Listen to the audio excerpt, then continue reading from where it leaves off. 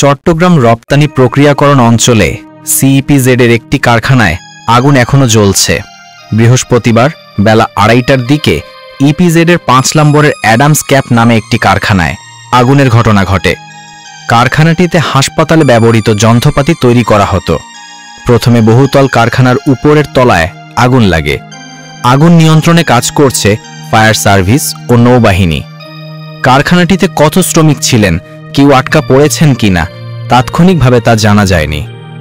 Fire সার্ভিসের আগ্রাবাদ নিয়ন্ত্রণ কক্ষ জানায়, কারখানায় আগুনের ঘটনা শুনে ফায়ার সার্ভিসের মোট 16টি ইউনিট আগুন নিয়ন্ত্রণে কাজ করছে। ইপিজেড থানার ভারপ্রাপ্ত কর্মকর্তা মোহাম্মদ জামির হোসেন প্রথম আলোকে বলেন, ইপিজেডের ভেতরে একটি কারখানায় আগুন লেগেছে। সেখানে মেডিকেল অ্যাক্সেসরিজ তৈরি হতো। বিস্তারিত পরে জানানো যাবে। ডেস্ক রিপোর্ট, বাংলার গেজেট।